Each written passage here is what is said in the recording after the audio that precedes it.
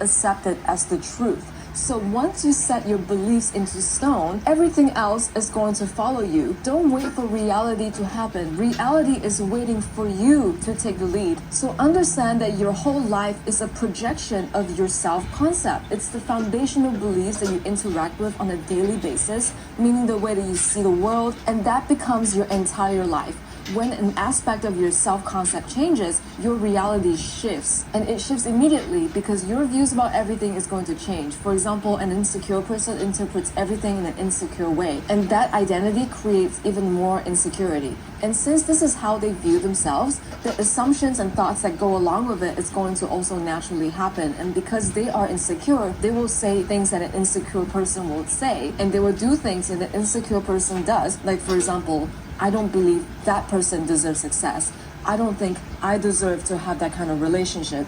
They will constantly undermine themselves and also other people around them. And that's just the end result of being an insecure person. If they change that part of themselves and stop getting in their own way constantly, then they are going to start focusing on whether or not other people deserve success or whether they think that they deserve the best relationship. And those are just examples, but you see this everywhere with people that you know. Change your self-concept and your views on everything will automatically shift. You're not getting anything from your own current physical reality. You're creating it constantly in real time by your feelings, by every single thing that you think and what you believe in and how you feel about yourself. But I have to tell you something. You can feel what you feel, but you don't have to accept it as the truth. Shocking, right? I don't listen to my feelings anymore. I empathize with it, I understand it, and I understand why I feel the way that I feel, but I don't let it lead me. And if I know that my reality is what I've accepted as the truth, then I should only be focusing on what I want to achieve and accept that as the truth. So tell me, why do you keep focusing on the things that you don't want? The only reason why it's still there or whatever, whether it's your insecurity or your people-pleasing behavior or the people around you, is because you keep validating it with your thoughts and your awareness of the situation. This applies to every single thing. Like, for example, in my video about finding financial independence, I noticed this one thing that keeps coming up with a lot of people in the comments is that they keep validating that lack mindset for money, saying things like, I have to work 3 jobs in order to secure food for my family. I cannot save money if I don't make enough. Or you're wrong that money is unlimited. It's actually very limited and rich people take everything away from me. Like, are you reading back your own comments? Sometimes I don't even want to waste my energy continuing to explain something that you're not going to want to undo in your head, because unfortunately that's a you issue. I'm just being honest.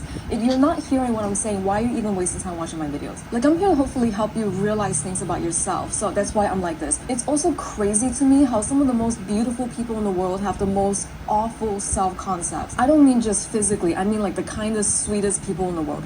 Please, just like, no more of this bad self-concepts. It must be abolished right now. Like, there's no way that you're so cool and interesting and pretty and funny and creative and there's no one else like you, and yet you get so sad when someone doesn't text you back and you think that it's not a privilege to date you or to be friends with you, and you think that if someone doesn't text you back within a day that they don't like you. I'm kind of going into specific things here, but you need to realize this thing about the physical world. Your physical reality is created by both your past decisions as well as your past circumstances, things that happen to you, things that you decided to do, but everything in it is actually neutral. It can't tell you anything. It can't validate you. You can create thoughts right now about it that makes you think that it's telling you something and it's giving or it's taking away value from you, but you are the only person attaching a story to everything. Your perception of the physical reality is what gives it life. It's 100% dependent on you. Things show up the way they do because of what you accepted as the truth. And when it comes to things like manifestation, that is all imagination. When you embody the state of your wish already fulfilled, you instantly manifested your desire in your imagination already, and that's what makes it real. That's why there's no need to convince yourself that you have it in the physical reality. When focusing on your imagination is what's going to take you to your goals. If you have it in your imagination, the physical world will bend to you. It will reflect everything back to you. And the irony is that the 3D realm, your physical reality, is going to start giving you everything that you want instantly the second that you stop stop focusing on your current reality. And that includes all of your negative self-talk, like I don't deserve this, I'm not good enough for this, I'm not whatever enough. Yes, you are. So before we even talk about discipline, don't ever be afraid to start anything. There's no reason to be afraid because nobody will ever say all the right things to the right people. Everyone has said something very embarrassing, and it's better to say something than nothing at all. Everyone has made mistakes, and that shouldn't scare you into becoming a hermit and not doing anything with your life. Take calculated chances, meaning that with anything that you do, make sure that all the upsides are better than the downsides. And move on if you need to. You will know in your heart if you will regret it if you didn't take that chance on yourself. Life is too short, you guys. There is really no reason to hold back on anything. And don't ever take yourself too seriously. Be a bit unserious. The specific person that you're so into, for example, is probably just afraid of coming off awkward and as nervous as you are. It's so much easier said than done. But just by putting yourself out there and taking the first step to do anything at all, you're doing way better than the other 90% of people who are just too afraid to even try. But guys, let's face it, once you start, you need to have discipline. And discipline is all about the habit forming game. That's really what it is. Discipline is what's going to carry you through even when you don't feel like it. You are the gamer, and every time you choose discipline, you win that day. And day by day, you build it up incrementally. But you can't have it if you don't mentally and internally shift. Sometimes you just have to stop feeling sorry for yourself. Like whatever it is that you're lacking, everyone lacks something.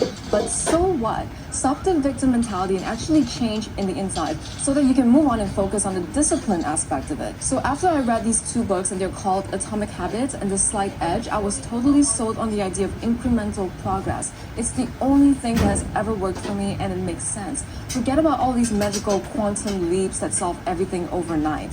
The only overnight solution is your self-assumption, your self-concept. That's the true quantum leap.